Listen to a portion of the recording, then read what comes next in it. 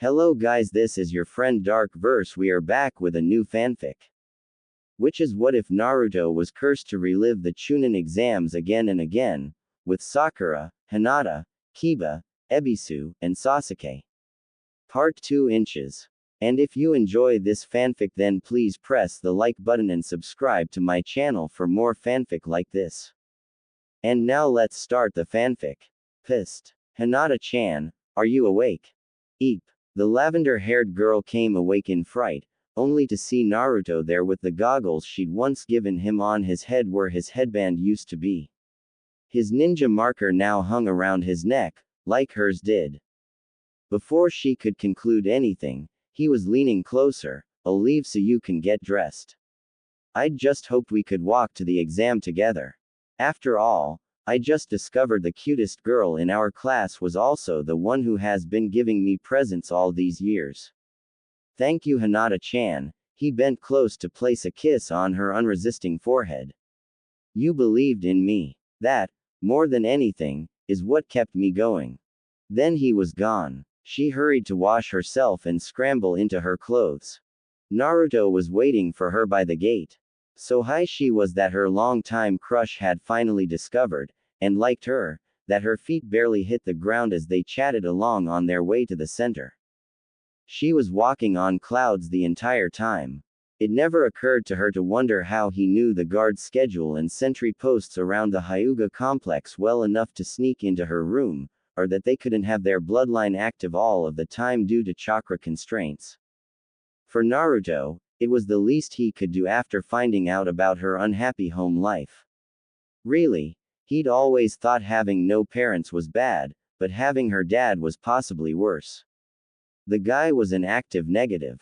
He'd been upset before the time loop when Neji told him about the caged bird seal, but between that, plus what he'd been worming out of Kurenai and the Hokage, plus what he could get by prompting Hinata, sometimes confronting Neji, also, he was beginning to get an extremely poor opinion of the clan, or at least of the clan head.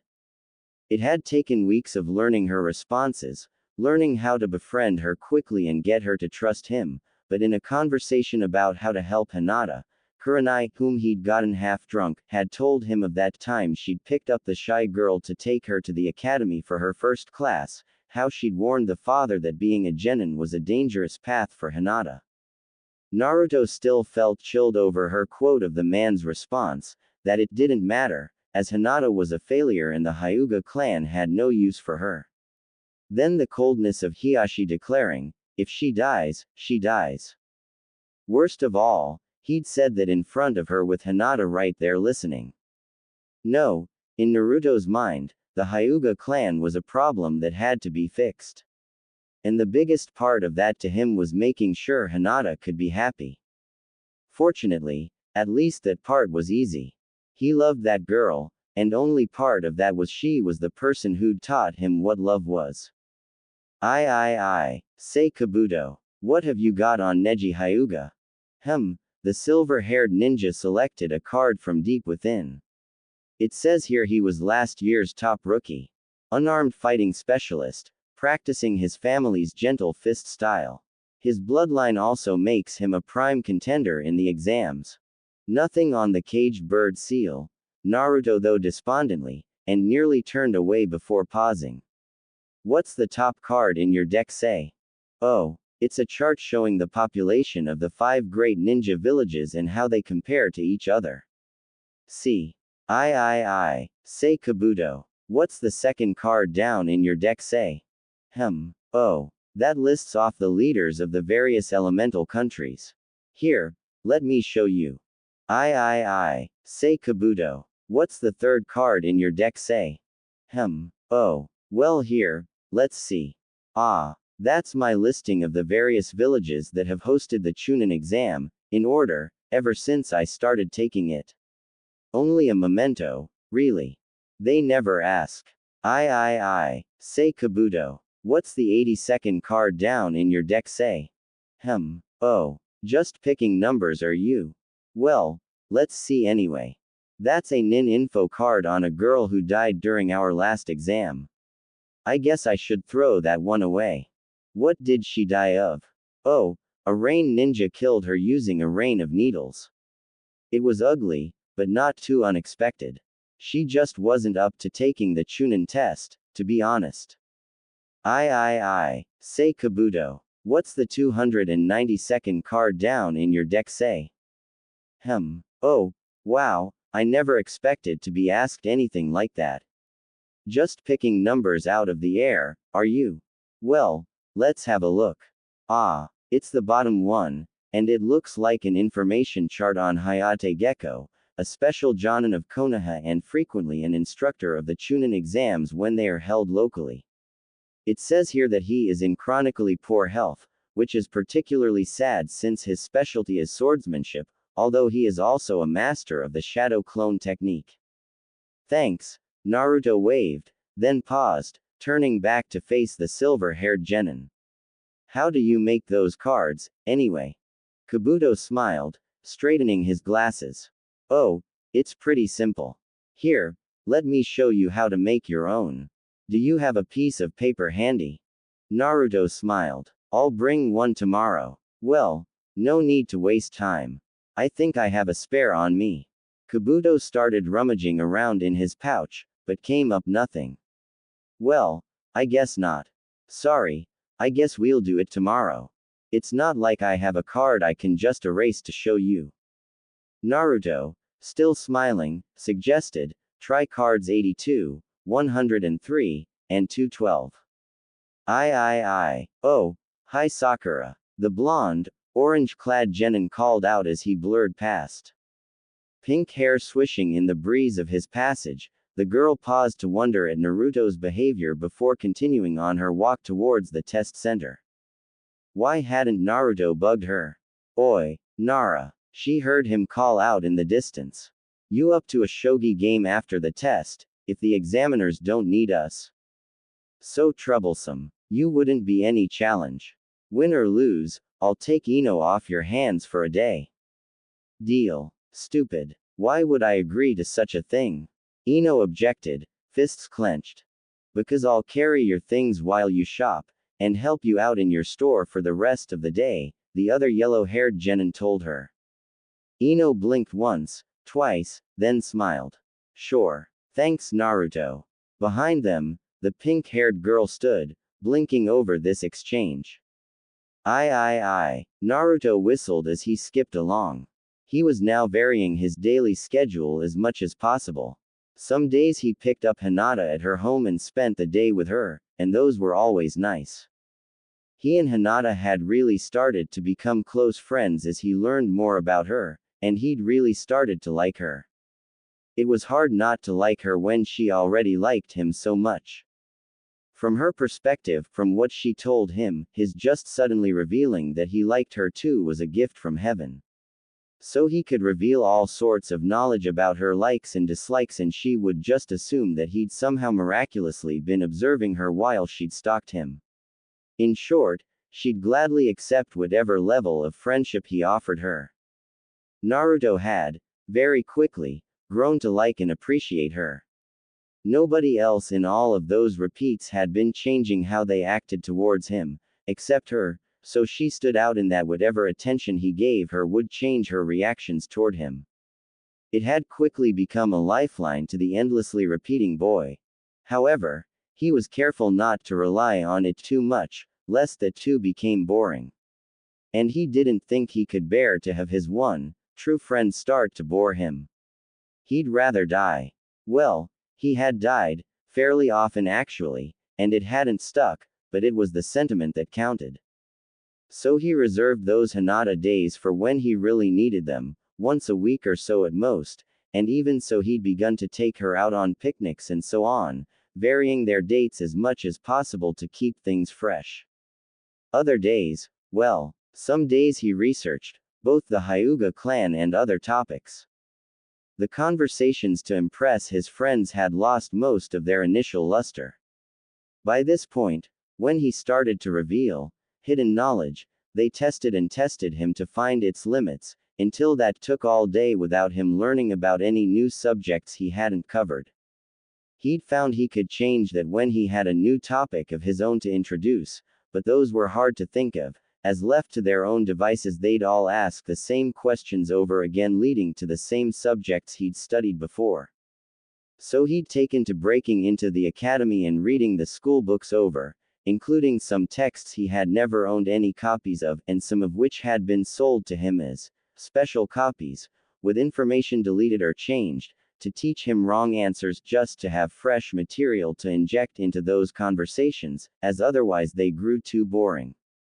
But he had also started to vary whom he'd hang out with on most days.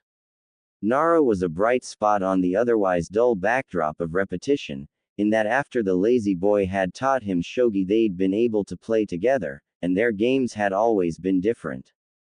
Of course, Naruto always lost, but that wasn't the point.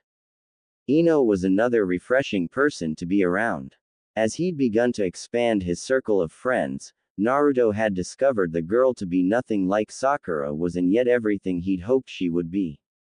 To put that another way, all of the qualities he'd previously admired about his pink-haired former crush had been taught to her by Ino, who also had none of Sakura's flaws. Well, none except a crush on the Uchiha anyway, but their Ino was capable of listening to reason. Sakura never was, in all of the times he'd tried her. The textbook definition of a chauvinist was a blindly devoted patriot, and by that Sakura was definitely a Sasuke chauvinist. Nothing he did was wrong in her eyes, nor could he do anything wrong as far as she was concerned. Naruto had long since grown tired of it. But luckily, he didn't have to put up with it, as there was nothing that required him to hang around with his team outside of missions. So long as he showed up for tests, they had nothing to complain about. At least until Orochimaru killed them again. And by spending less time with his team Naruto got to hang out with more interesting people. Ino was one such. By just suggesting one thing or another he could get her to shop for it, and so long as he stayed in disguise, for reasons he found easy to explain to her, they'd go around town shopping for whatever. Doing such, he was learning how to tell good deals from bad, judge prices and product quality, as well as where to get deals, all stuff he'd never known before, as he'd been lucky to get inside a store's door growing up.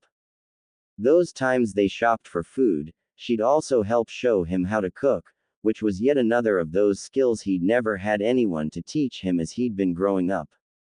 His ramen obsession was a function of three things: his desperation to eat something, his inability to shop normally, people sold him old, out of date or rancid food as often as possible, and all for premium prices, which was a real problem back before he could read and couldn't tell they were cheating him, and not knowing how to cook on his own, forcing him to choose the simplest of all food to prepare, even though it had all of the nutritional value of warm cardboard. It was probably only his healing ability that kept him alive. Well, that and the people at Ichiraku, who were nice to him. No, Naruto was swiftly becoming very fond of Ino, and after shopping, and sometimes a meal, she'd let him help out in her family's flower shop, usually in his Naruto-chan disguise, to avoid scaring off any customers, where he learned about the various flowers, their meanings and properties. So that was good. By now Naruto had exhausted the limits of what Iruka could teach on most school subjects. The man was only a Chunin, and a schoolteacher at that, so while he had a broad grasp of the essential ninja basics on up to Chunin level, his focus had been down, on teaching genin, not up, on learning jonin level techniques or knowledge.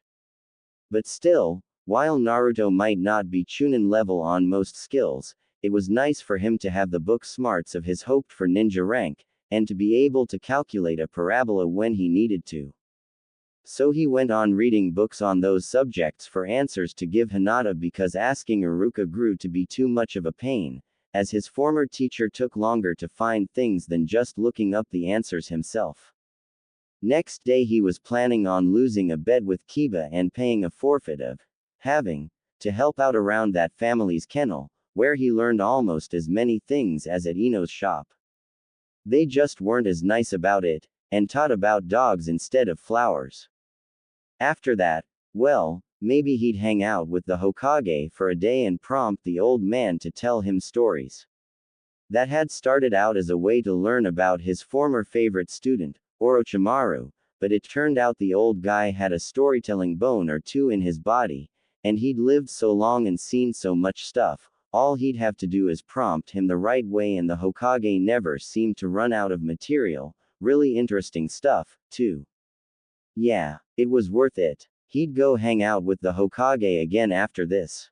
I. After who knows how long training with Ebisu. Months of hard work on basic chakra control to be decent, then weeks each spent mastering intricacies of the body switch, basic clone, and transformation techniques, then more months spent on further chakra control exercises until he was tolerable, above average, but barely. The special Jonin had taken him back to the basic essential 3 ninja techniques again until he could perform them without seals, on almost no notice and with hardly any sign he was doing them. It was hardly possible to master them any further. There was only so much you could do to refine something, and he'd about hit that limit. Yes, Ebisu liked to focus on the basics. He considered them important, vital even, or it could just be that he disliked Naruto that much. Once more the blonde genin showed up for his instruction, almost physically able to feel his expectation of the guy wanting to spend more time refining basic techniques, or to show him yet more minor refinements to establish slightly greater chakra control, on the road up to acceptable, almost good. He nearly fell down in a faint when his teacher declared it was time the boy ought to learn a jutsu that wasn't among the basic 3. Finally, at last, he got to learn body flicker, the short-range transportation technique. Okay, it wasn't much, being both low rank and common, almost a calling card for being a true ninja. But hey, he was excited. Kakashi may have 1,000 ninja techniques, but Naruto only had 4 that he hadn't invented himself. One more made a big difference. Sasuke, you do sense something odd about Naruto. Having failed to get a useful response from her crush as he passed by where she sat eating, Sakura went back to her lunch, gazing off at her other teammate, who was laughing and joking with a trio of normally reserved genin from Hidden Sound. The next day it would be Hidden Rain, but she didn't know that. Quote. Naruto. A voice asked from the door to his apartment. The boy looked up from what he was doing. Oi, Sakura. I wasn't expecting you. He looked oddly puzzled by that statement, but he hid it well, so she didn't notice. Her mind was preoccupied anyway, but not so much she didn't notice the parts strewn on the floor around him. What are you doing? Oh, the boy gestured casually to the open book on the floor beside him. Learning how to fix things. The lock on my door has been busted for a long time. I thought I'd learn how to repair it. That's nice, the kunoichi mumbled, not really meaning it. So what brings you here? He prompted. Earlier today, I saw you talking with some sound ninja, she stated. I don't think that's right. They could just be using you. They might do anything to get ahead in the exam. What are you doing? Oh, the boy gestured casually to the open book on the counter beside him. Learning how to fix things. The hot water tap in my sink has been busted for a long time. I thought I'd learn how to repair it. That's nice, the kunoichi mumbled, not really meaning it. So what brings you here? He prompted. Earlier today, I saw you talking with some grass ninja, she stated. I don't think that's right. They could just be using you. They might do anything to get ahead in the exam. What are you doing? Oh, the boy gestured casually to the bucket of plaster on the floor beside him with the spreading tool in his hand. Just repairing some of the holes in my walls. It makes it less drafty in here. That's nice, the kunoichi mumbled, not really meaning it. So what brings you here? He prompted. Earlier today, I saw you talking with some sand ninja, she stated. Oh yeah, he brightened. Gaara is the youngest son of the Cage, and the other 2 members of his team are his brother and sister, Kankuro and Tamari. Nice folks. Why did you approach them? she demanded, fists clenched in worry. That one with the jug almost killed you. Oh, I just wanted to know why they are going to attack our village, that's all. And being hostile or wanting me dead doesn't make them any different than most of Konoha. Sakura found herself gaping like a fish. I. Oh, hi Sakura-chan. Naruto called out through the mouthful of nails held between his teeth. What are you doing? She approached, momentarily forgetting why she was there. Oh, I'm just opening up the wall of this room. The apartment next to mine has always been empty, and I got the Hokage's permission to join it to mine so I can have plenty of space for guests to visit. I've got it almost done now. What do you want? Naruto, I just wanted you to know that I saw you flirting with Kiba's sister. That's nice. Could you hand me that wrench please? Baffled at this response, Sakura did so. Why did you do it? Because it was fun. Why do other people flirt? Sakura had no answer to that. Instead she looked around her. Why are we in the basement of your apartment building? Naruto confidently spun the wrench around his fingers before making the last adjustments to the pipes. Because this is where the hot water to my apartment got turned off. I'm just turning it back on again. Oh, I had to replace some rusted through and busted up pipes first, though. Someone must have taken an axe to them to make certain I had cold baths. But I was able to salvage spares from a building that's scheduled for demolition. Oh, Naruto, I had no idea your apartment was this good. Sakura looked about herself in amazement while handing him the screwdriver he'd asked for. Yeah, it does look like kind of a dump from the outside, doesn't it? He said through a couple of screws held between his teeth, lying on his back on two boards between two ladders as he did something to his ceiling. What are you doing up there, anyway? Oh, I'm just finished rewiring the place and I thought this would be a good spot to hang a ceiling fan from. What do you think? She thought about it for a second. Wouldn't it be better over there?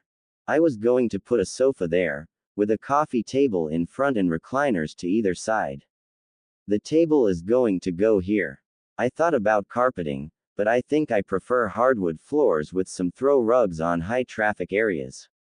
Yes. Sakura chirped brightly. I think that would look nice.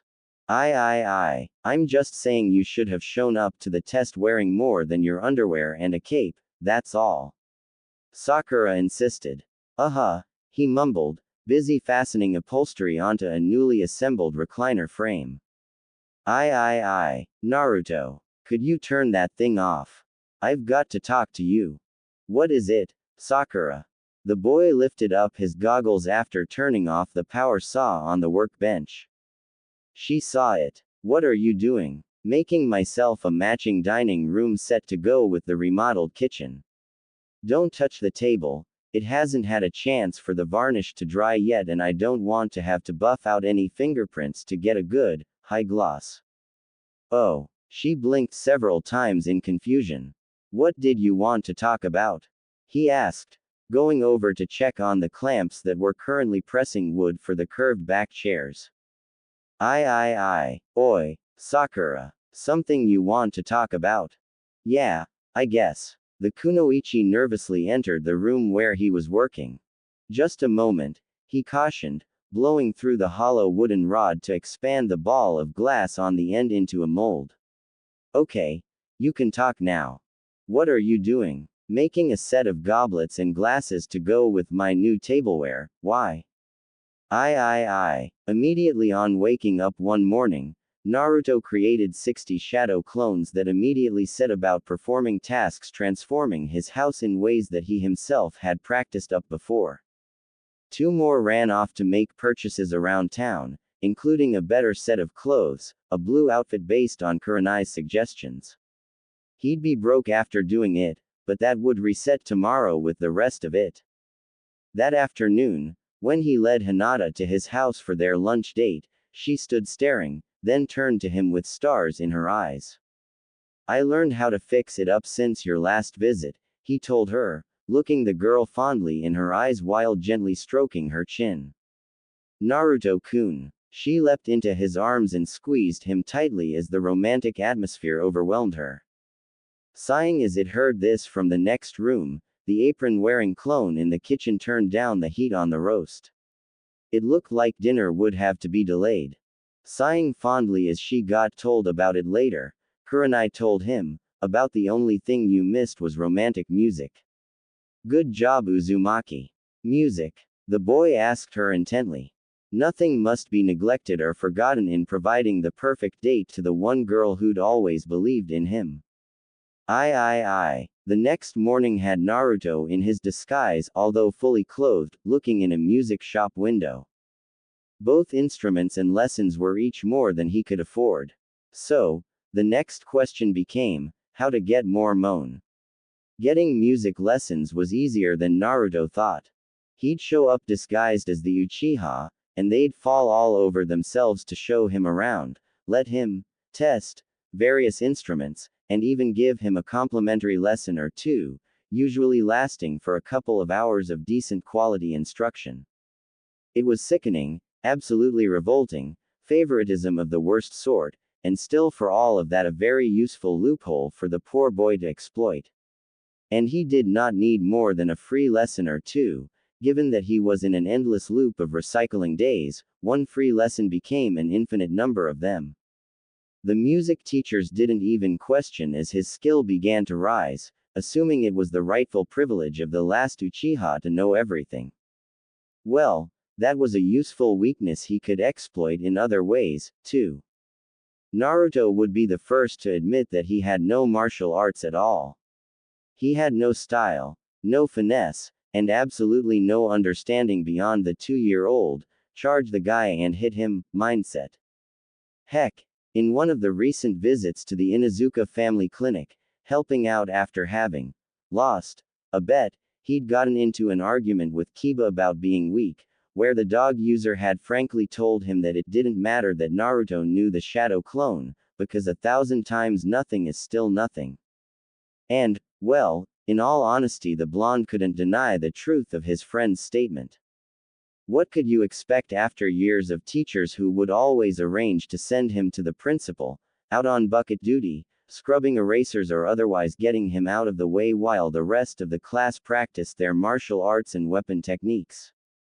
Iruka had put a stop to that, but by then the damage had already been done, and Naruto, having none of the basics, had tried to compensate by sheer enthusiasm and bloody-minded determination, as he had in so many other areas of his life.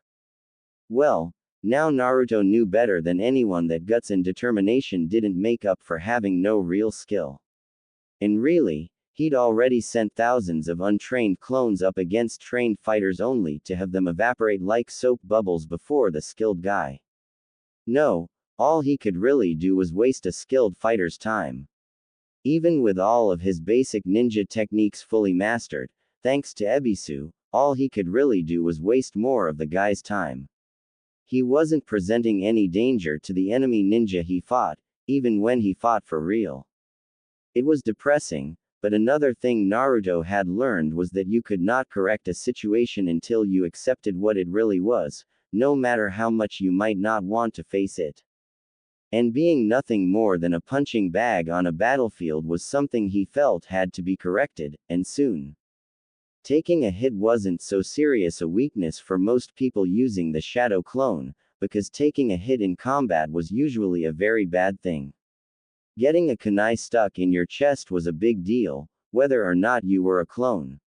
So most fighters could go a long time before taking a hit at all. They'd learn to avoid it. It was an integral part of knowing how to fight well. But Naruto didn't know how to fight at all, not with any style, anyway.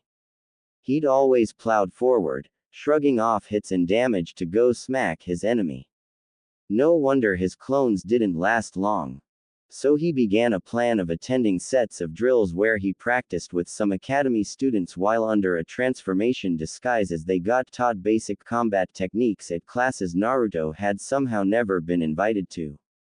All he had to know was who was out sick that day and hadn't bothered to tell anyone, even if he had to arrange the sick day by tying up the students in question himself.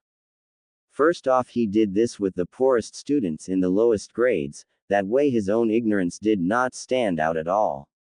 Then, as he gained some degree of competence, he replaced better and older pupils. After he'd done that enough to have a decent grasp of the basics, he would use disguises to impersonate top students and approach teachers for special one-on-one training. It embarrassed him that one of those top students was Konohamaru. But the kid had been having personal instruction under Ebisu for years.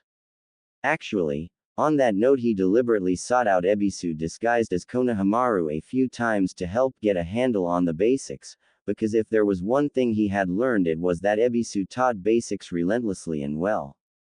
Although he got a little ashamed at how surprised and pleased the special Jonin got that his prize pupil Konohamaru was listening intently for once. That embarrassment behind him, he sought out Iruka as himself for similar treatment. It shocked the Chunin how much his former pupil had improved, so Naruto told him he'd been seeking private lessons, which, in a way, was true. But even so, there was only so much those two would teach him while still believing he was the person he was passing himself off as, even himself. Still, even after months wherein he'd exhausted all of what the Ninja Academy could do to teach about armed and unarmed fighting, that still only brought him up to where a genin should be. Hey, it was miles above where he'd been before, and it was a top-notch rookie genin he'd ended up impersonating at the end, the best in the academy, so that's where his skill level topped out, as that was where he'd exhausted this opportunity for instruction. But that skill level still wasn't going to make much of a difference against the sort of things he'd been having to fight against. In fact, just to see, he tried his new skills out on Orochimaru, and the snake Sannin didn't even notice the change. Even the charge of 1,000 skilled genin did not faze him any more than the previous charges of 1,000 unskilled berserkers. Either way, he'd cut them down like grass. But that wasn't the point. No. The point of this whole exercise was still on exploiting what the generous townspeople would give to the Uchiha, usually without question, and glad for the opportunity to do so. And, well, no one who was capable of teaching fighting arts would believe that Sasuke wasn't already a skilled genin. So, now having the fighting skills a proper genin should, and that Sasuke had been using months ago, Naruto was in a position to approach instructors and ask for training. It was sickening how easily he got it, too. However, just as he was on the cusp of great success, he hit a wall and his hopes came crashing down on him. Because the really good instructors noticed something that the ones at the academy never did, Naruto had never internalized those lessons in the way a good fighter had to. Fighting was a very physical art. In order to be good at it, the body itself had to know what it was doing. But due to the endless repeats, nothing physical stayed with him. He couldn't condition his body, nor could he train reflexes. And that was a problem, because the body needed to know what it was going to do. Naruto had trained his mind until it knew it very well, but that wasn't good enough. At that level, he was still thinking about what he had to do to get it right. No. To be good at a physical skill like martial arts required the body itself to have conditioned reflexes so the mind didn't have to think about every step and motion along the way. You'd never get any real speed or free up the mind to think tactically until the complex motions of the actual forms, the stances, punches, blocks and so on, were automatic. The really good instructors wouldn't touch him until he had that, no matter whose face and form he wore, or how perfect the disguise was. They could tell the moment they started teaching him that he was missing that basic and essential element. And even the good ones who stuck with him after that discovery would think only of how to teach it to him. That meant practice, practice, practice, endlessly repeating the proper forms. Only, in Naruto's case, after a reset his muscles wouldn't recall a bit of it. He wasn't sore or tired, but his muscles wouldn't retain the benefit either. And sadly, without that, he was as good as he was going to get, at least as far as the fighting arts were concerned. He wasn't even half as good as he could have been at the same level of knowledge, if only he'd been able to practice in ways that could effectively train his body. In fact, one of those teachers told him straight out that he'd be twice as good as he was now, using only what he already knew, if only his body knew it all as well as his mind did. The teacher had been trying to encourage him, as twice as good as the top academy student, whom he'd been impersonating to get his instruction of late, was almost as good as a rookie Chunin ought to be, which would put him in the ballpark of where he wanted to be, because he was still taking that test. But instead of encourage him, it ended up having the opposite effect. Naruto had been basing so many hopes on his infinite ability to achieve, using repeats to improve and get better, overcoming all of his former problems and become a better ninja, that to run into a barrier he couldn't cross, on something so basic and fundamental to all of his goals, was difficult not to be shattered by. It was made especially bad by the fact that he'd always fancied himself a close combat ninja, one who'd go right in there and mix it up with an enemy, and his main strategy and primary technique all reflected this. Then to be faced with this, having hit an uncrossable ceiling on his martial arts talents just when he was beginning to feel he could be good at it, and the sure knowledge that if he wanted to improve further he'd have to abandon further progress on that one path and reinvent himself as a ninja. It was a crushing blow to his self-esteem, and merited a Hinata day or two back-to-back just to recover from the hurt of it. Even so, he'd had to cry a bit before he could get over it and accept his new handicap. By the time he'd hit the same limit on his musical studies he was almost resigned to it, having somewhat expected it. But it still hurt. So he still took a week off of any serious training to have a prank vacation to make up for it. Luckily, he could still learn chakra techniques and ninja powers, as those didn't seem to be hurt by a lack of body memory. Naruto had real trouble reinventing himself. It was not that he couldn't think of other types of ninja, but that he'd always been aiming to be Hokage, and a cage-level ninja couldn't afford any major weaknesses. Weaknesses like, having genin-level martial arts. Still, he didn't give up hope that he could improve them eventually. It just wasn't going to happen during this time loop thingy. After that, he could go forward with his original plans to impersonate Sasuke to get people to teach him. He'd just have to be more careful not to get caught doing it, as he didn't want to be a cage-level missing ninja. No, that was sounding too risky. Maybe he could somehow arrange to find a person who was willing to teach him despite being a demon container. That would prove better in the long run. But that was getting distracted from his immediate goals. A Hokage had to be strong in many areas, and martial arts was only one.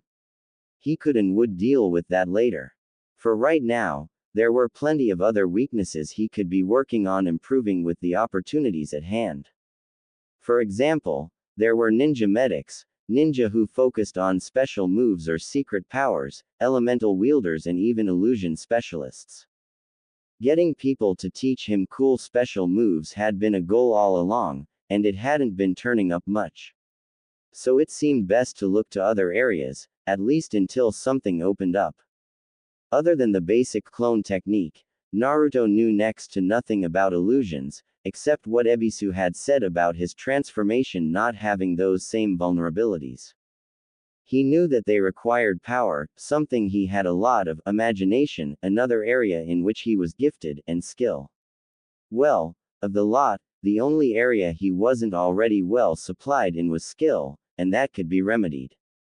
The only thing now was some instructions to follow, and he could get started. And, it just so happened that one of those people the Hokage was regularly sending him off to learn under was Kurenai, who was an illusion specialist. Feeling buoyed up by this new hope, Naruto bounced up out of bed and set off to go see Kurenai. Holding a letter from the Hokage in her hands, the illusion mistress was speaking in a somewhat resigned tone of voice. The problem, Uzumaki, is that not everyone can learn to use illusions, certainly not the higher-ranking ones. You need a good imagination, which I'm sure you have, but also good chakra control, which I'm just as sure you don't. The boy took a deep breath and responded reasonably, "Are you sure you can't give me some test? I've got the basic clone fully mastered, and without the use of seals. I'm willing to work hard," he pled. The Jonin sighed. She hated giving kids bad news, but this one practically pled for it. "Okay. Show me your clone." He did, and she was impressed. It appeared before she'd even finished asking, and the kid hadn't used any hand seals to do it. The tiniest wisp of smoke was the only sign of its appearance, and without that she would have suspected the kid of having already hid a clone around a corner just waiting for her to ask before bringing it out. "I'm impressed." She nodded her head. "That's as good a clone as I've ever found. The problem is all of the other illusions are at least a full rank higher." "How good is your chakra control, really?" "Above average," he told her earnestly, leaving out the barely part of that Ebisu had tacked on when he'd told him his grade, because when he did tack it on she'd turn him down based on that. Of course, he'd been about as low on control as you could get before the whole time loop thing, and since she didn't know about the loops, but had heard about his abysmal control through the Jonin grapevine, she didn't believe what he'd said, thinking he was just trying to butter her up. "Show me," she told him straight out. "How?" he pled, and when she began to look at him askance he blurted, "The leaf floating exercise." "Sure. No problem. I can do wall and water walking too, if you want me to." Plainly doubtful, she motioned for him to continue, and so he took a fresh leaf out of his pouch before causing it to hover above his forehead, where he held it with only minor spins or wobbles. It was good, but not good enough. Kurenai was a little surprised. "You were right. You do have above average chakra control, if only barely." She didn't see him hide his wince as she stood up. "But when I said good control I meant it. Sorry, Uzumaki, but I really do need a student to have good control, or I'd just be wasting my time." "Waste 1 hour. Just 1 hour." He pled with her again, this time clasping his hands together and dropping to his knees, making the Jonin feel terrible about it as she shook her head and departed, leaving Naruto alone.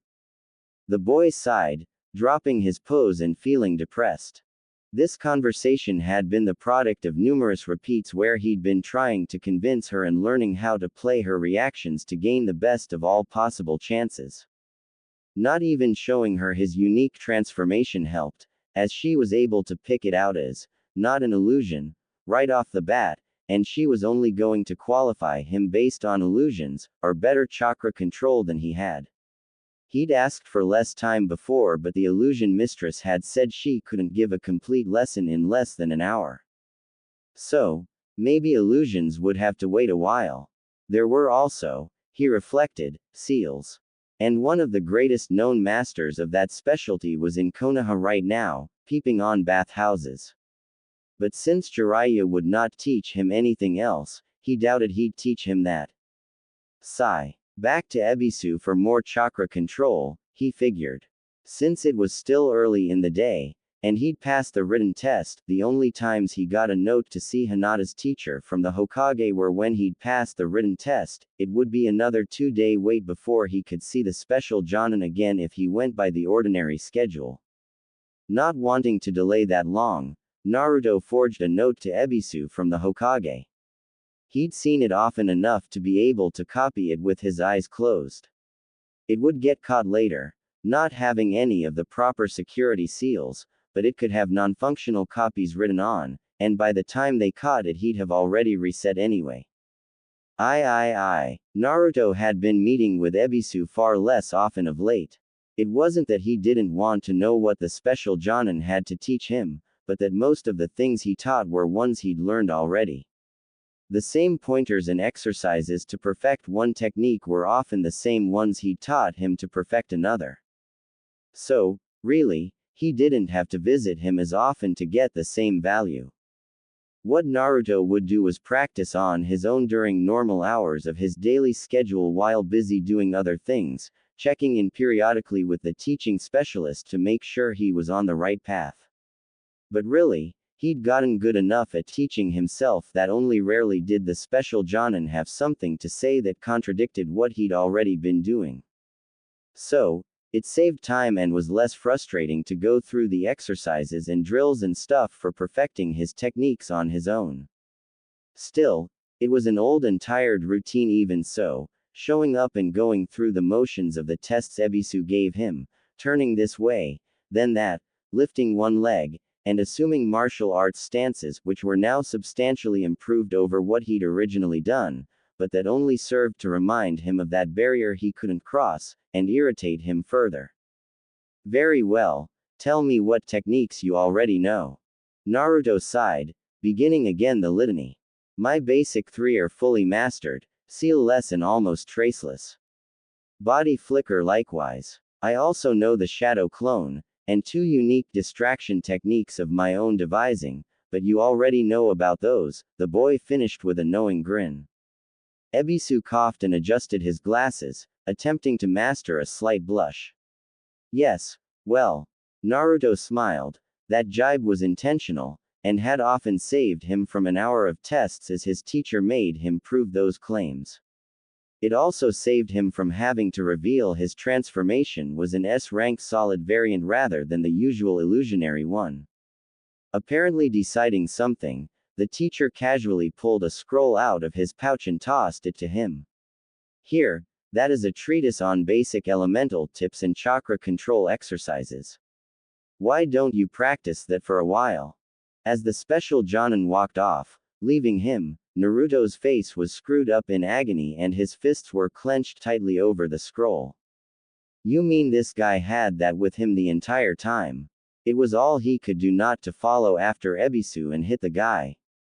Mastering his ire, the boy sat down to memorize that scroll, not just read it, but completely commit the contents to memory so he didn't have to do the whole routine with Ebisu to see it again. His memory had been substantially improved by his time stuck in all of these repeating days, and it had gotten better faster once he'd unlocked some of his mental power after he'd begun to really read. But, bless the library, there had been a few books in there on enhancing memory. It was a shinobi village, after all, and they often had need to remember things without writing them down. So he put himself to work memorizing that scroll, and would call himself done only once he could copy it out by hand from memory. After that, he'd start to work on those things it described. He fell asleep in the forest while still studying that scroll.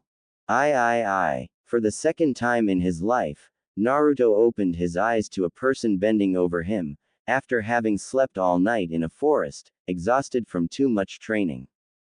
Hi, you know it isn't safe to be out here all night. There are bears and things in these forests. Groaning, Naruto sat up, looking at who'd addressed him. Tenten, right, on the same team as Neji and Rock Lee.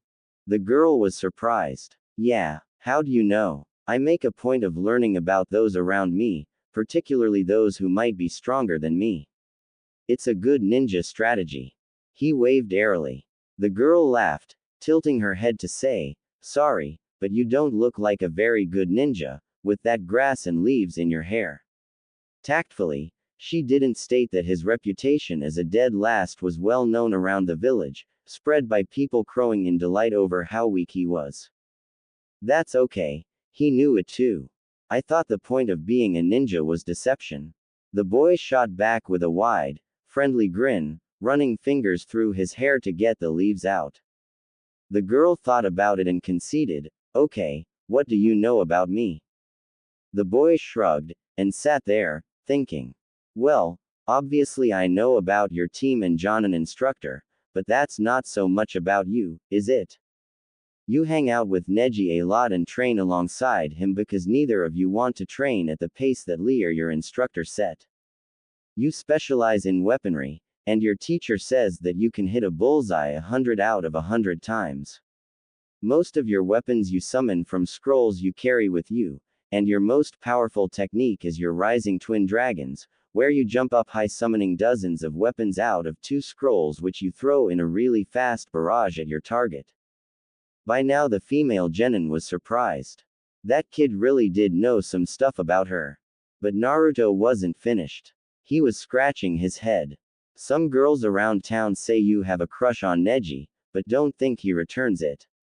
You want to prove that female ninja can be as strong as males ones, and you admire Tsunade, the slug Sanin. Wow, you really do know a lot about me. The girl was impressed, and trying hard to hide both her blush at the crush thing, and her disappointment that her peers felt she wasn't getting through to the Hyuga boy. Reading her face expertly, Naruto felt a little ashamed and tried to soften the blow. Don't worry too much about the Neji thing. The guy can be a bit of a pain, but he's really unhappy himself. The Hyuga family have this big thing where the main house are rulers over the branch house, who they treat like slaves. They even put a brand on their forehead, a seal that can kill them if they disobey. Neji's father was the twin of the clan head, but because he was born a few seconds later he got stuck in the branch house. He resents Hinata because he doesn't think she is strong enough to be in the main house. And then his dad got sacrificed to save the life of his twin, who is her father. So, yeah, he's got issues. He tried to finish off with a merry chuckle, but it came out sounding nervous. Tenten's eyes were wide. How did he know all this? She'd been a teammate of Neji's for over a year now and never heard any of this. I'm kinda dating Hinata right now, Naruto concluded lamely to cover the question he could see in her eyes. The whole thing upsets her.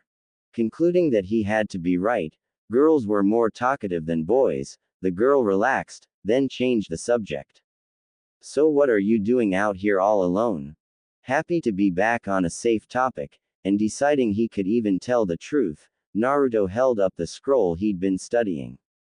Oh, training to be a better ninja. I don't have many techniques, and this was supposed to help me. I guess I got so tired reading it that I fell asleep. He. She smiled at him. Tenten turned out to be a wealth of information on useful techniques no one had ever taught the village pariah. Like Naruto, she didn't have many special ninja powers, but she did have her signature technique of storage seals. Like Naruto, the girl was something of a combat expert, although ranged instead of melee. And, also like Naruto, the one power she did have made her more effective at her specialty. But where he spammed a battle with clones to augment his effectiveness, she used storage seals on scrolls to carry far more weaponry than she could otherwise lift, much less control. But both of them were combat multipliers, making them better at that which they could already do. He threw more punches, and she threw more weapons thanks to their signature techniques. And yet, it was one of those sorts of situations where each one could add to the other. Hey, Tenten, how about we teach each other our moves? You mean, I'll show you mine if you'll show me yours? She giggled. Something like that. He looked away, embarrassed. It just struck me, how my technique and yours could add to each other, 'cause a shadow clone can throw loads of weapons, too. So, in a way, we'd both get the best out of each of them if we added our techniques together. Yeah, that makes sense, she agreed. Great, he agreed. Then with a bamf of smoke after forming a hand seal, a clone of him appeared and started to write. I'll have him write down the shadow clone technique so you can study it at your leisure. Now you go. Okay. The girl blinked. I guess that works. The boy shrugged. Well, it took me a couple of hours to learn shadow clone and they tell me I'm exceptionally fast, that most take weeks. I'll be glad to help you study it later, but I think you'll need some time to look it over. Okay. She chirruped far more happily. So let's get started. Do you have a blank scroll on you? We can use the back side of this one. It's blank. He held up Ebisu's scroll. That works. She laughed, and they got started. Naruto had always had an exceptionally fast learning curve once someone actually taught him something, and Tenten was a good teacher. Soon he had the basics mastered, he didn't even need a repeat to get that far. In fact, they hadn't used up all of their morning before the test started. And that raised his ninja techniques from 5 to 6, although seals were in a special category that people didn't often list when they counted special moves.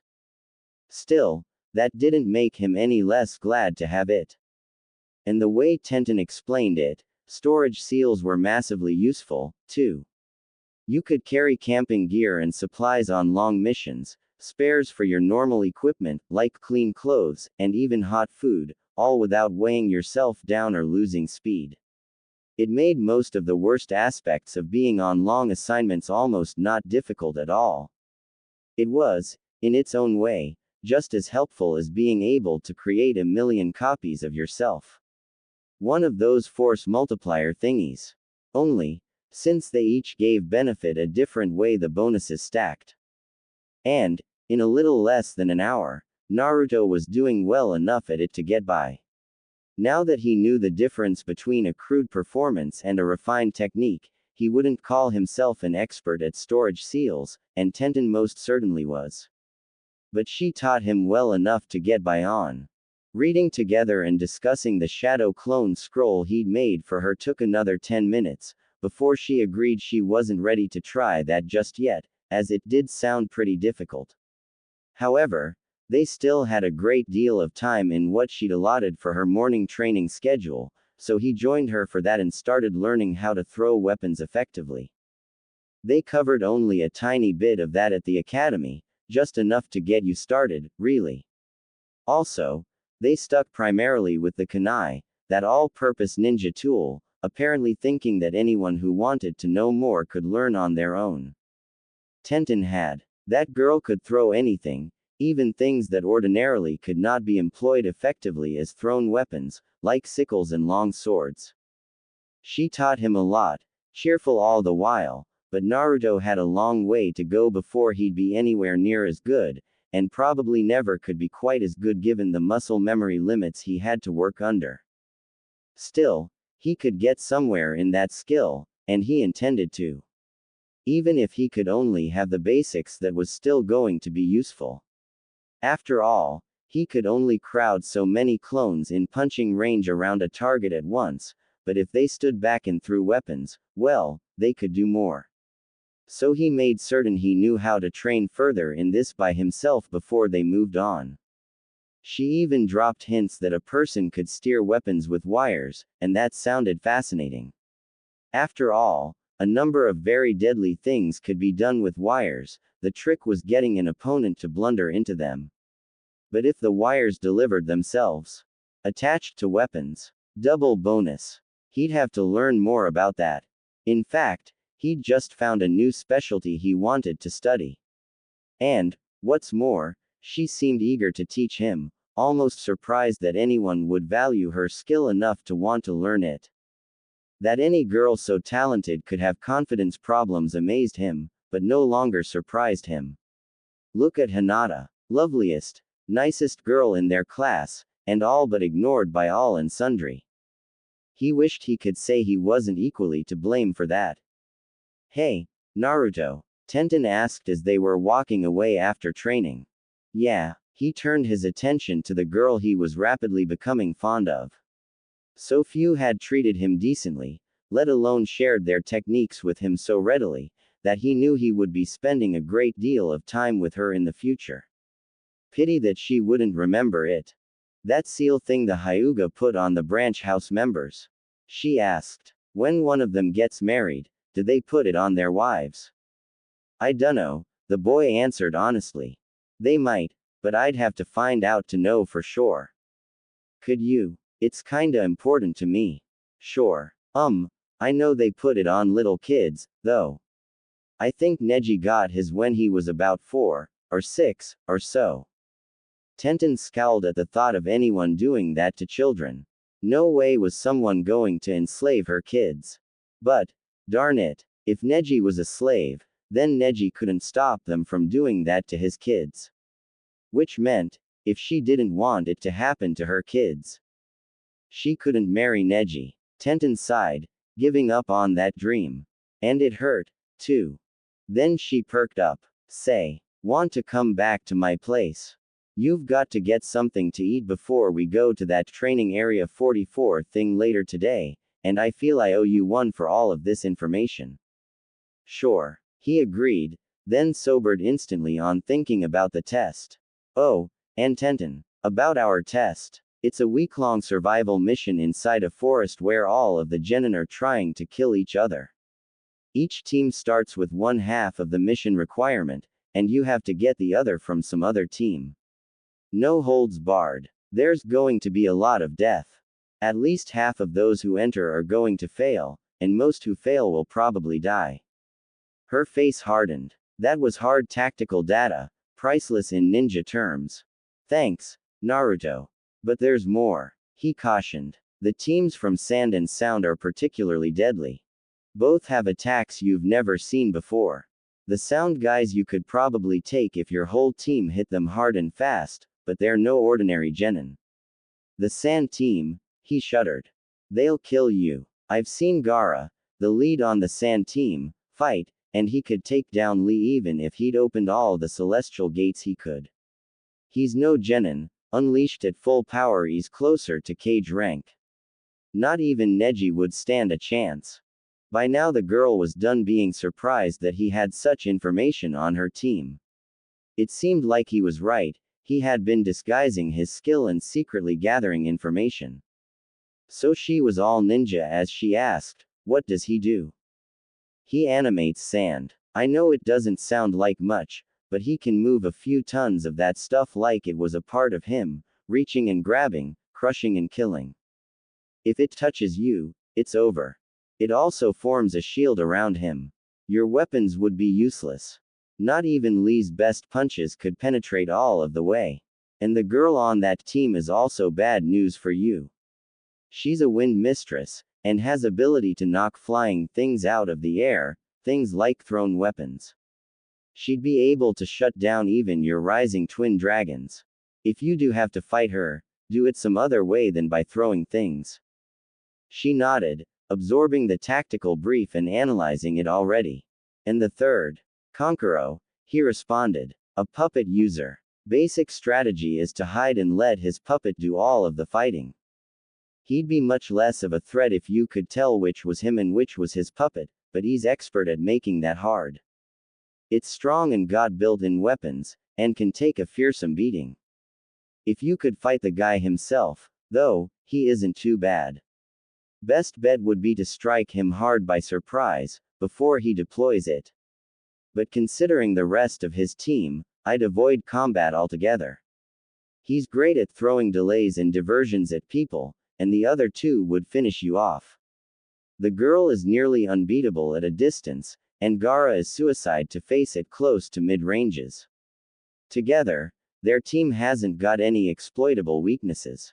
Again she was nodding. Hey, Naruto, do you mind if I just drop you by at my place while I get some errands done?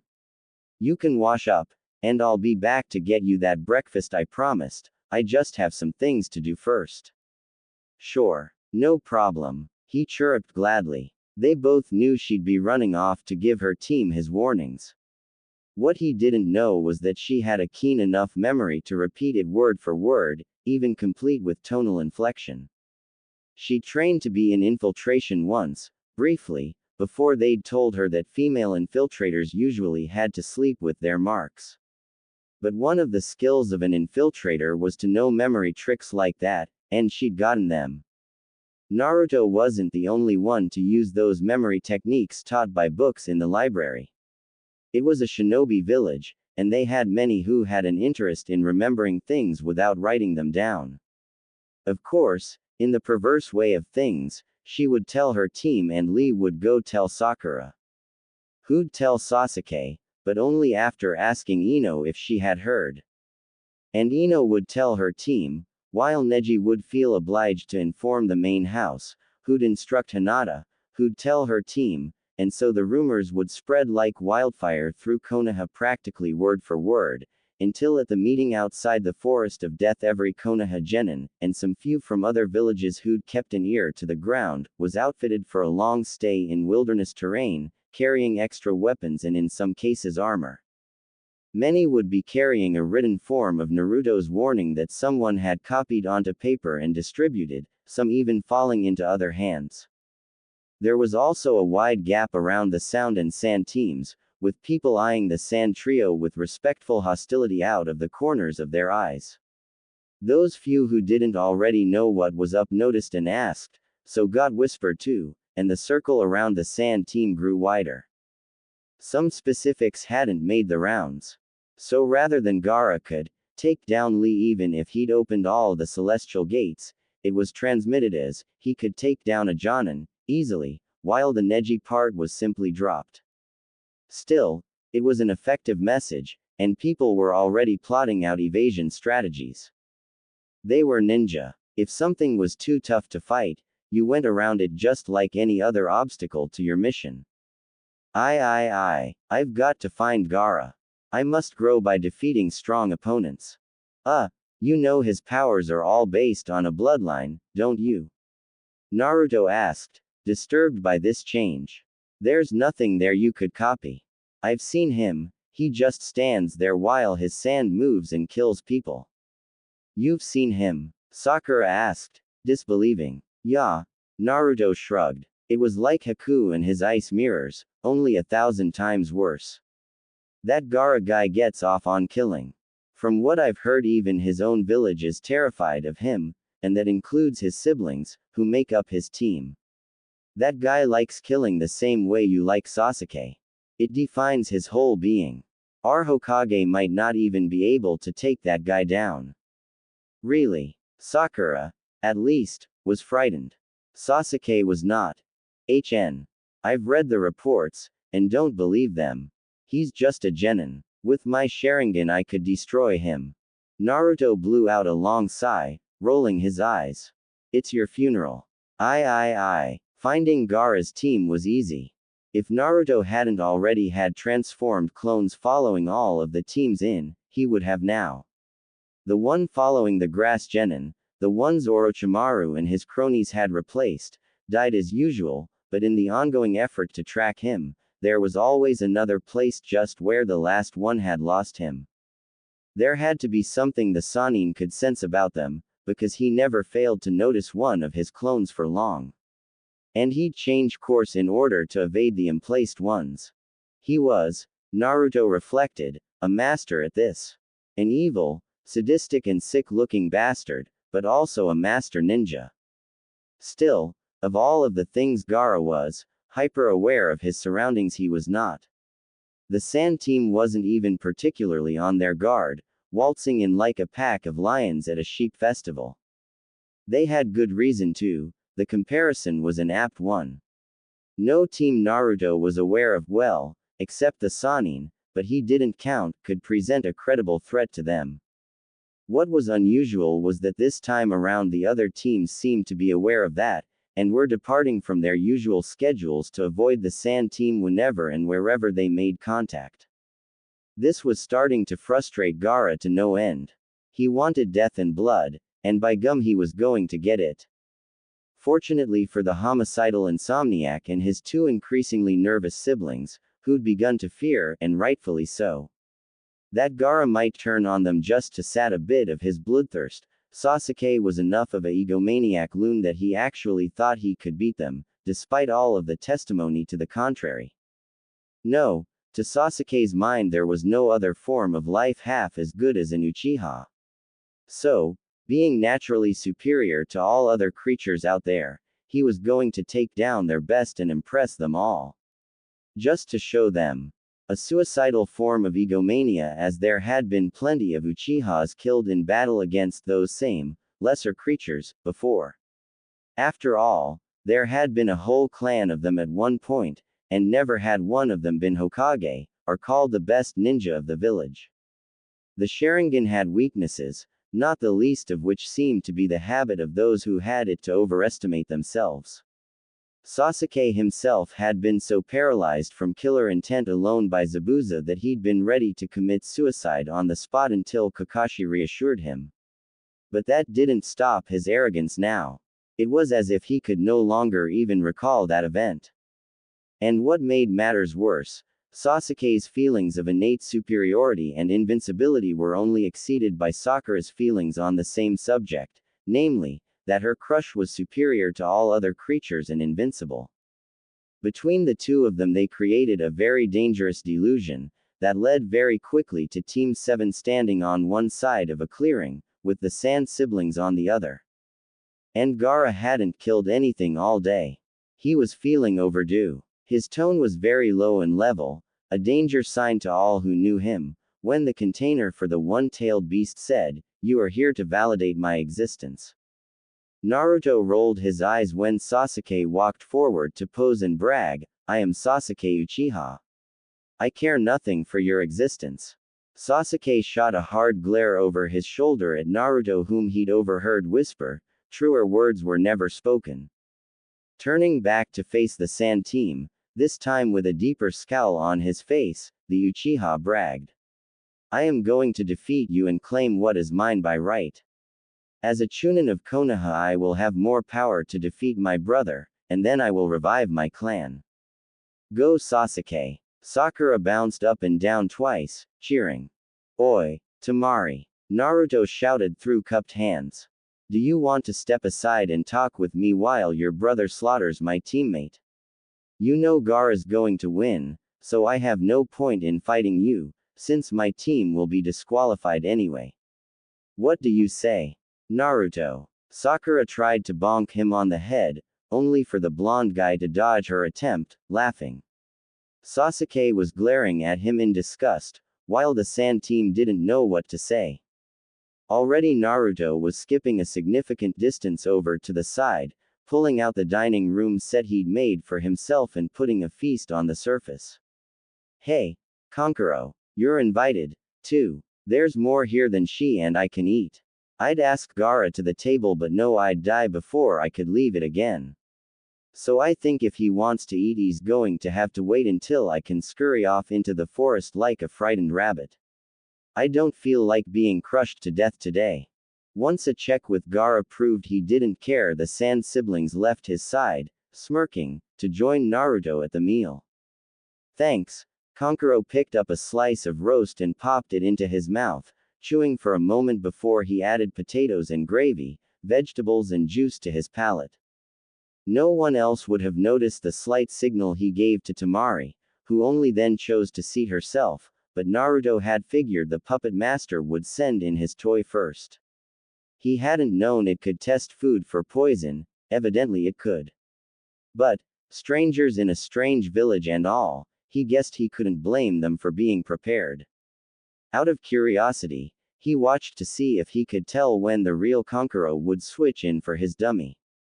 The food was excellent, and Temari was making no secret of that as she joined the Konoha genin in digging in. Out on the playing field, a drama was beginning to develop.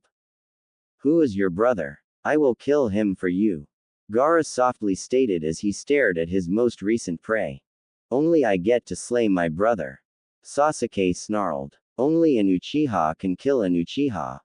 Go Sasuke." Sakura pumped a fist. "So, what kind of craftsmen do you guys have in Sand?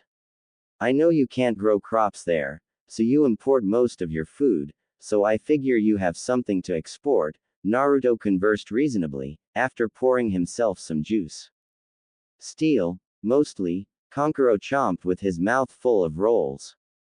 "We've got tons of the stuff near the surface, just covered by sand, metals of all kinds actually. Our weapons are good enough, most of you guys in Konoha use them." "Really? I didn't know that. Where do you get the carbon from? I know iron comes out of the ground, but..." "Shish." Temari hushed them. "Give your teammates some respect. Those are his last words out there, after all." A vein was pumping on Sasuke's head at not being the center of drama. He chose to ignore the sideshow for now and focus on the real opponent, and the glory it would gain him to defeat him. Then Naruto had to take even that away by cupping his hands and shouting, "His brother is Itachi Uchiha. Now get on with it, or are you planning to bore him to death?" Sasuke's fists were trembling and he nearly broke his staring contest with Gaara to go over and clobber his teammate. Sakura was not so restrained. A lot of it's in the ash we get as a byproduct from running our forges. We do have mines for coal, otherwise we'd be stuck importing wood, and the prices would break us. Kankuro continued, as if he'd not been interrupted, having his dummy trip and immobilize Sakura, muffling her screams as she shouted over the outrage of it all. Actually, it's hard enough as it is. I can imagine, Naruto empathized. And can I just say how impressed I am that in spite of how closely I'd watched you, I hadn't caught the change of position between master and puppet. Thank you, Kankuro demurred. Can you pass the butter? Certainly. Oh, yes, I'd forgotten dairy products don't ship well. You must not see many of them in sand. More than you'd think, the puppet master said around a mouthful of buttered potato. Tamari couldn't help herself and broke down laughing helplessly at the sight of it all, this casual conversation over the backdrop of her brother's murder. Gaara himself was finding this a unique experience, which is why he'd not rushed things further. But no point in waiting any more. He spoke softly to Sasuke, I will kill your brother, because you will be unable to. No. It is my destiny. I must defeat Itachi. Sasuke shouted. No. Gaara disagreed. You are mistaken. You have no destiny. You are already dead. That was when the Uchiha felt what was going on at last. Sometime during this conversation, sand had crept up over his toes, climbed up his legs and was entering his shorts. At the very moment he noticed it, the pool of sand around his ankles made a lunge and captured the lower half of his body. He struggled, but he was already tightly bound, his hands trapped beside him as the sand lifted him into the air. Gaara's voice continued soft. You will not be reviving your clan, either. Blood spurted from the trapped Uchiha as Gaara's sand crushed Sasuke's balls. Yes. Naruto pumped a fist. I am definitely making sure this happens again. Even his tablemates stared at him oddly after that pronouncement. Moments later, Sasuke too had met his demise, his Sharingan useless against Gaara's sand, having already been trapped before he was aware of danger. So, Naruto turned back urbanely to his conversation. What kind of fan is that, Tamari? Is it special made? Where do you get them done?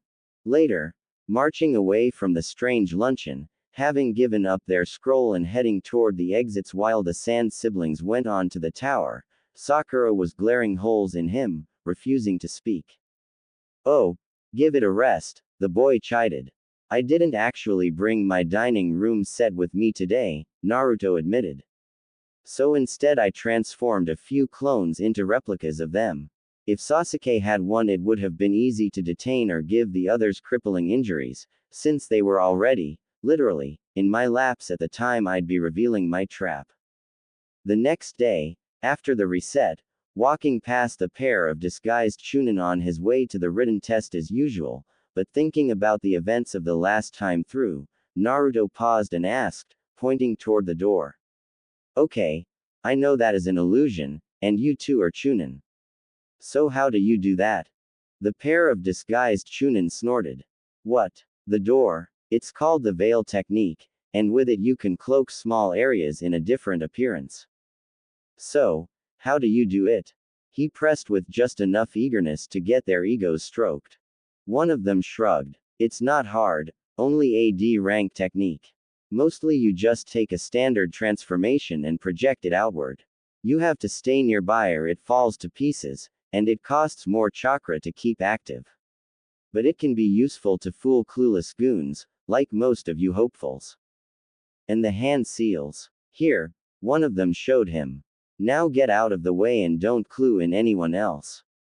We have a job to do, weeding out the unfit.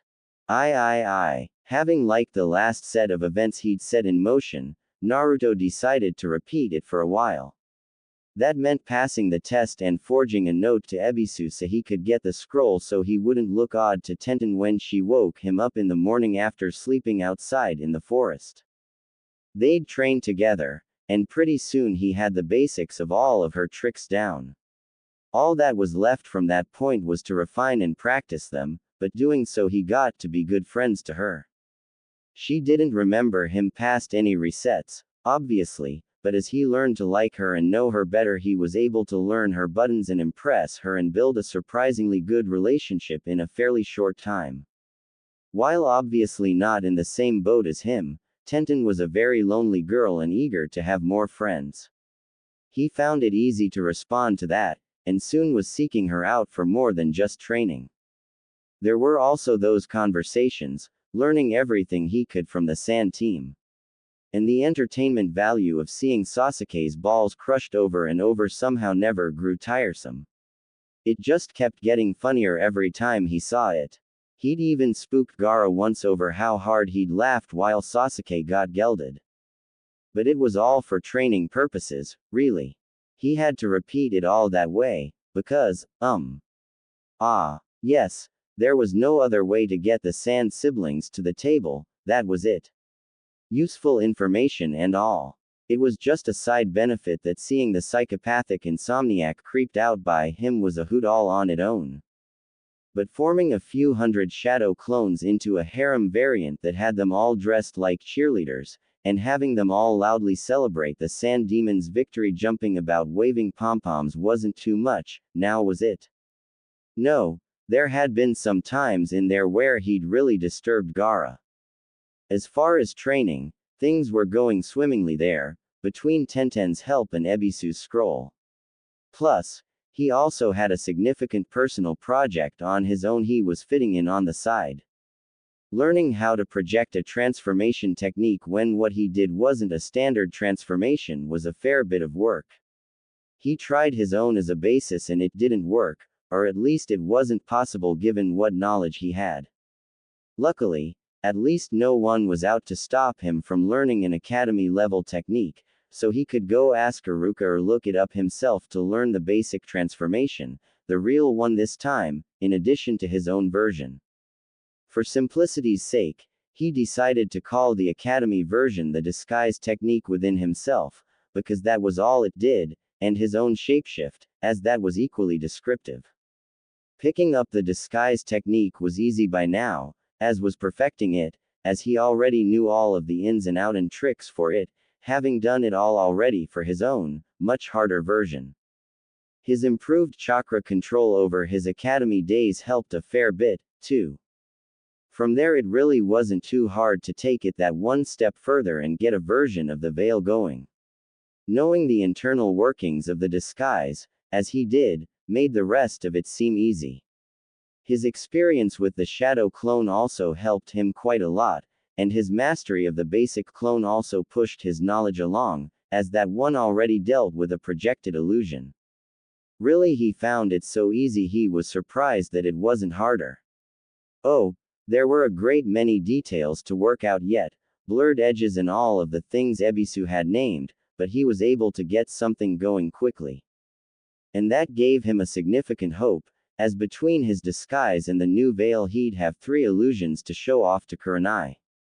Mastering them wouldn't be too difficult after all he'd already done, and with 3 good, solid illusions to show her instead of 1 he'd have a greatly increased chance to convince her to accept him as a student, even if just for 1 hour. 1 hour, that he could be infinitely repeating. No, his chances for acquiring a specialty were definitely looking up. Even if it would be months of work on his own to get these perfect, he now had a route to follow that he could work on that led to a definite hope of success. It would have been enough by itself to keep him interested, but there was also training alongside Tenten in the mornings. Also, at the same time, he was getting to know Temari and Kankuro more on the other end of that same schedule, having bizarre lunches with them while Gaara squeezed Sasuke's balls to mush before crushing him to death, and the Sand siblings were also surprisingly good people, once you got to know them. Perversely, they were almost as lonely as Naruto was, and for almost exactly the same reasons. On that surprising basis, he found himself building something of the same odd friendship he had with Tenten with them. Naruto learned to love Kankuro's sense of humor, and found flirting with Temari so fun that once he delayed and delayed at the table until before he knew it Gaara was sitting there with them. Being within arm's reach of the deadliest person outside of Orochimaru he'd yet met was something both frightfully terrifying and yet strangely normal after all that had happened. Really, it was exactly like he was just playing in a movie instead of feeling he was there for real. And, to him, it kind of was, as no matter what happened, the next day, all the players would be back to their starting positions, ready for another take. Plus, he got a good amount of valuable information out of the Sand siblings, who were, admittedly, amused by his attitude towards his teammate's death. So he might as well have some fun with it when he could. Although it was creepy when Gaara whispered across the table to him, "Are you here to validate my existence?" Then the blonde from Konoha found a new depth of bravery he hadn't suspected in himself and reached across the table, offering his hand to the red-haired boy. When the short psychopath didn't seem to know what to do with it, the Konoha genin offered him a grin as well. "Here, take my hand." Strangely, Gaara did so, placing his own in the proffered grasp. The demon container from Sand had no fear, as he knew next to nothing could hurt him. The Sand shield that protected him was automatic, and even if it were not, he had his Sand armor on. No, this clasping of hands was akin to a mouse asking a serpent to open wide. It gave every advantage to Gaara at no danger to him. Naruto clasped his hand around the other and smiled, saying, "Gaara, I don't need to die to validate your existence. I can do so as your friend, instead, and I acknowledge you. You are important to me. You are significant, and you can make the world a better place for everyone if you choose to do so." Gaara continued to stare at him for a very long time, before releasing his hand and not killing him. His siblings were shocked speechless, to say the least. Kankuro dropped a fork since he was so stunned he'd forgotten to hold on to it. Gaara didn't let Naruto leave his side for the rest of that reset. The next step, Naruto thought, was to find some way of doing that before Gaara killed Sasuke. If he could do that, then they could advance through the test and possibly he could discover something about getting out of this loop. Of course, that was made more difficult by Sasuke picking fights with Gaara and interrupting his plans to befriend him before anyone died. Naruto was so preoccupied by his thoughts of how to discuss things with Gaara before Sasuke died that he forgot the next time to pass on his warning about the test to Tenten, which meant that news did not spread, and Sasuke did not hear it. Naruto tried to tell him directly, only to not be believed.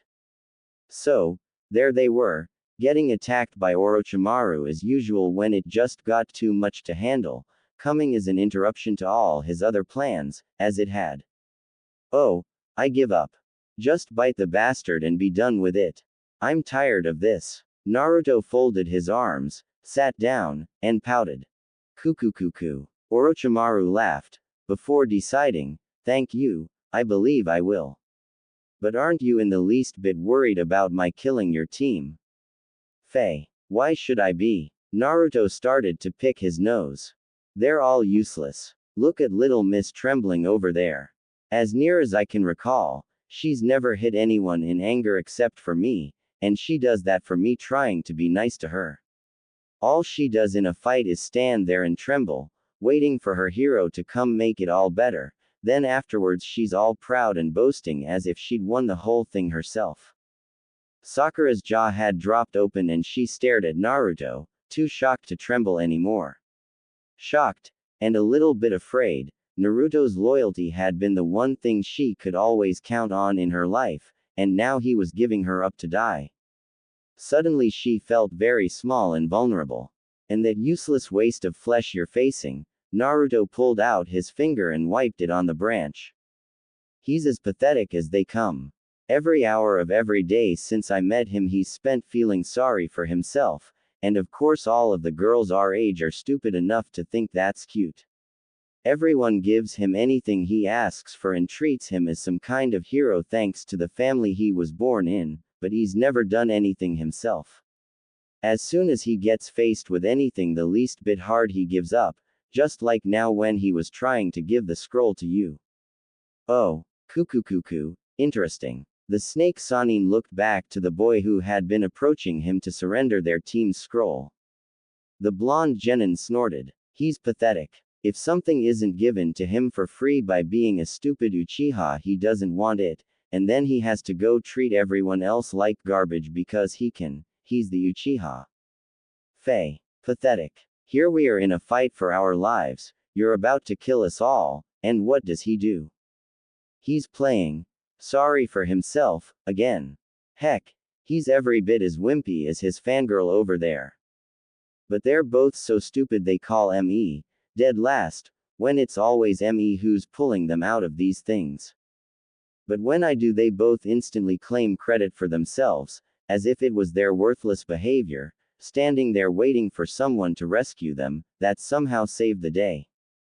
Without me, they'd have lost every fight they've ever been in, they'd both be long dead by now, both them and their teacher, but they have to treat me as if my grades at the academy somehow, mysteriously, make it so my saving their scrawny, pathetic, useless lives in every fight since then doesn't matter. Go ahead, kill them both. They deserve to die. Sakura, who'd been shocked out of her paralyzing fear enough to listen, winced at every statement. Then she looked over to Sasuke, questions in her eyes. Had she been fooling herself all along? It didn't seem possible, but suddenly Sasuke didn't seem so invincible anymore. The Uchiha, however, was enraged that anyone would dare speak about him like that. It was a close call, but he elected to attack their enemy instead of Naruto, and when he launched his attack, he actually impressed the snake summoning freak. So the freak beat him up, bit him, and was gone, leaving them all alive for the first time in what felt like forever. Naruto was so stunned he nearly fell off the branch he'd been sitting on. Sakura was torn between mortified, scared and furious. Sasuke would have been raging mad, but was too busy being comatose and nearly dead. Sakura didn't attack Naruto for only two reasons. Dealing with her crush was a higher priority, and she was now scared of him. Naruto was still blinking. They were alive. Okay. Quick, commit what happened to memory so he could do it again. Later that same reset, they were both kneeling over Sasuke's feverish and shaking body in a shallow cave made by tree roots when it happened. Nah. Sakura cleared her throat painfully. Naruto, do you think, maybe after we get out of here, you could take me out? He'd been a complete gentleman with Hinata, after all. That lunch date they'd been on together had been very cute. Surely it couldn't be too bad. Sakura's reasons were complicated, and she didn't fully understand them herself. Yet suddenly the fear of losing Naruto's support terrified her, and she'd begun to realize that would hurt her, that no one else had been so nice to her, and that she'd been driving him away. So she'd acted to do what she could to reel him back before it grew too late. The boy sighed, diverting his eyes to go look out over the rest of the forest. Sakura, I asked you out once a day, on average, for 6 years. That's 2,190 requests for a date, and each time you turned me down was worse than the last. Sorry, but I'm not interested.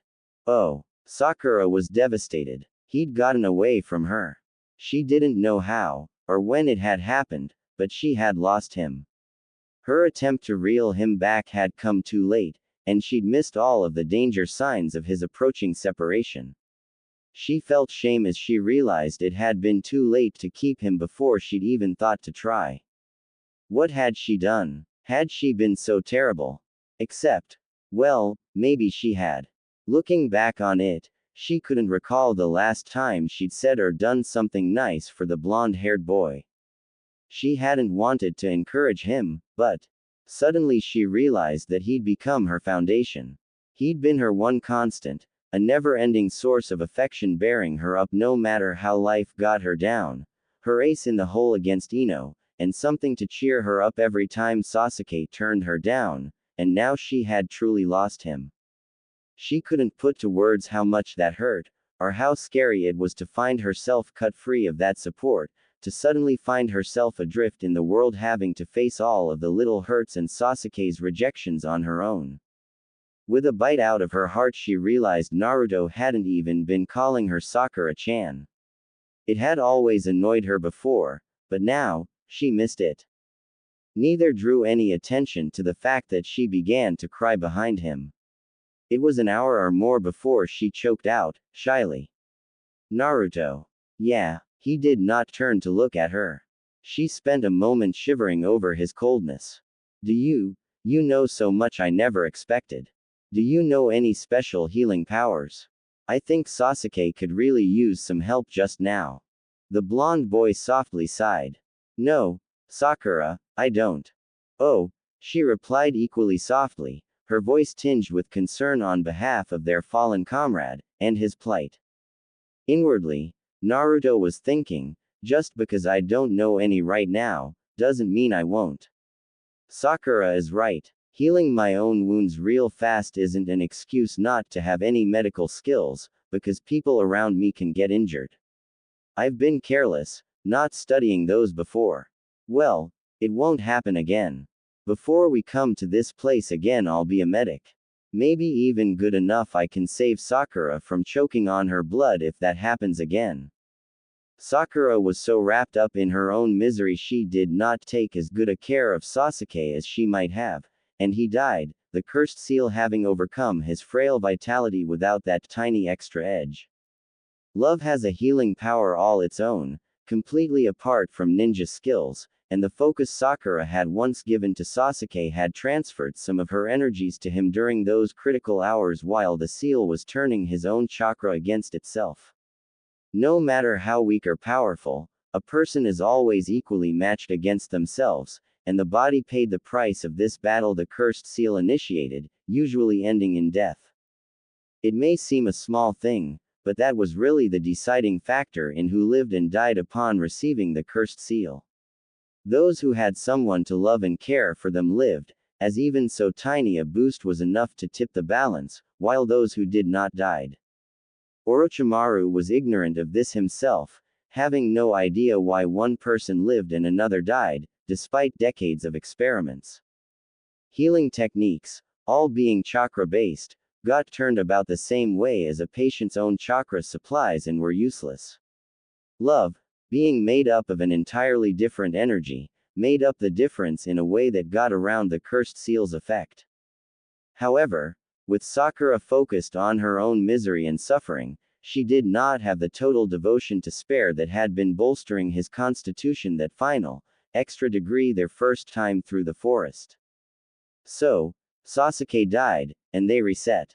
Naruto started getting severely frustrated. It did not take him many repeats to discover that it was not his performance that made the difference in whether or not they all survived that fight with Orochimaru. It was Sasuke. Naruto could commit everything he had to that fight, or nothing at all, and it wouldn't make the slightest bit of difference. The only thing that mattered was getting Sasuke worked up enough to go all out against the Snake Sannin. If Sasuke impressed Orochimaru, then the missing ninja wouldn't kill any of them in order to let Sasuke continue on in the Chunin exams. Sasuke, like everyone, needed a three-man team in order to progress, and as near as Naruto could tell, the freaky snake guy wanted that for some reason. A bit of trial and error proved that Naruto didn't even have to get sealed during those fights. It happened if he went all out and forced the freak to deal with him, but he didn't have to do that, didn't have to do anything at all. It was all Sasuke. Life sucked sometimes. Hey, Kabuto. Wait up. The named Genin and his team turned around to face the Uzumaki boy, who came running up to catch them, through the crowd leaving after the written test. Hey, the boy called out once he got closer. Kabuto, I need to be a medic ninja. Do you know how I should get started? You. Be a medic ninja? I'm afraid that's not really possible, Naruto. You'd need perfect chakra control, among other things. Kabuto laughed, but not with any real malice. Not about to be deterred, Naruto pressed on. What about that regeneration technique you do that I heard about? How do you do that? Still laughing, The silver-haired one shook his head. You know, if I felt there was any chance of you being able to use it, I'd never tell you. But just to show you how impossible it would be, let me show you how it works. Then you can try it yourself, and see how far away you are from doing this, and maybe pick a more reasonable specialty for your talents. Hey, Kabuto. Wait up. The named Genin and his team turned around to face the Uzumaki boy, who came running up to catch them, through the crowd leaving after the written test. Hey, the boy called out once he got closer. Kabuto, your dad is the chief of Konoha's medical squad, isn't he? I was wondering if you could introduce me. I was hoping to pick up some basic stuff to do in an emergency. My team hasn't got a medic on it, and that lady who is to give us the next test scares me.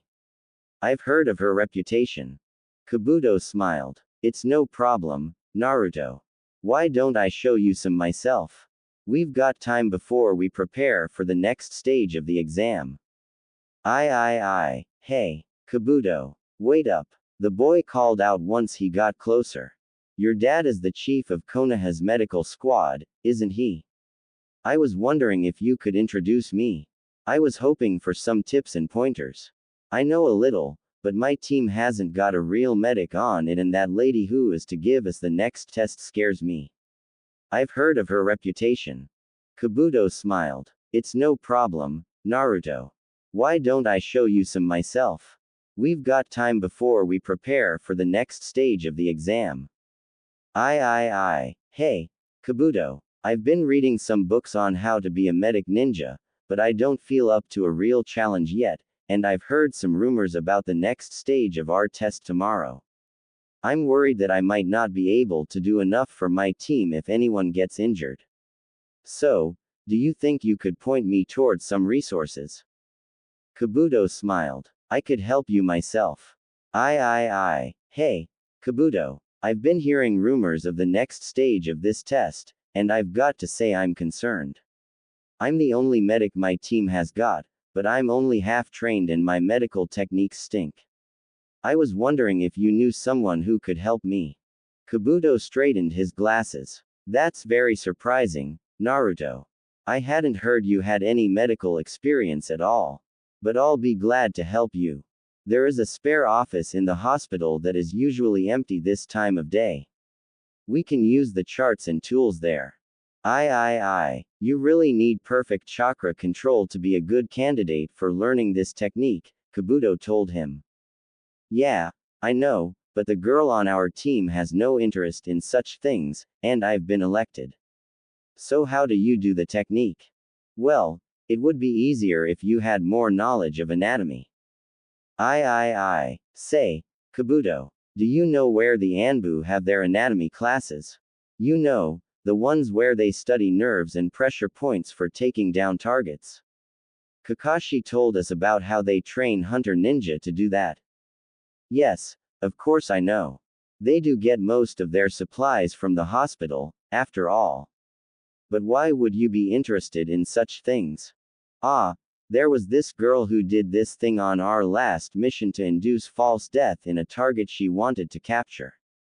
Our teacher wants us to look up those points so we can recognize them next time. Personally, I think he's just doing it to get out of teaching us anything himself. Well, Naruto, I don't really have time to teach you anything further. My team and I have to get ready for the test tomorrow. But if you still want to learn more, how about I introduce you to my father? He could at least loan you some books. He has an extensive library. So what now? How do I get to be a better medic ninja? I don't know that I'd call you a medic ninja, Naruto. Your healing techniques are clumsy and unpredictable. Frankly, I don't know how you got them to work at all, given your chakra control isn't half of what it ought to be to even learn them. I know I'd certainly never want to be your patient. However, you've got all of the book knowledge we ask of even our best shinobi healers. In fact, you know everything they do. I'm impressed. The only things you lack are chakra control and experience. But if you do go after the latter, you'd better do all of your practicing on Missing Ninja, because I don't want anyone from Konoha subject to your clumsy attempts. Kabuto laughed, but not with any real malice. Not about to be deterred, Naruto pressed on. What about that regeneration technique you told me about? How do you do that? Still laughing, the silver-haired one shook his head. You know, some secrets are best kept in families, Naruto. My father showed me that one, and I'd rather not be giving it out to anyone else. Hey, Kabuto. Wait up. The named Genin and his team turned around to face the Uzumaki boy, who came running up to catch them, through the crowd leaving after the written test. Hey, the boy called out once he got closer. Kabuto, I need to be a medic ninja. Do you know how I should get started? You. Be a medic ninja? I'm afraid that's not really possible, Naruto. You'd need perfect chakra control, among other things. Kabuto laughed, but not with any real malice. Not about to be deterred, Naruto pressed on. What about that regeneration technique you do that I heard about? How do you do that? Still laughing, the silver-haired one shook his head. You know, if I felt there was any chance of you being able to use it, I'd never tell you. But just to show you how impossible it would be, let me show you how it works. Then you can try it yourself, and see how far away you are from doing this, and maybe pick a more reasonable specialty for your talents. Naruto grinned.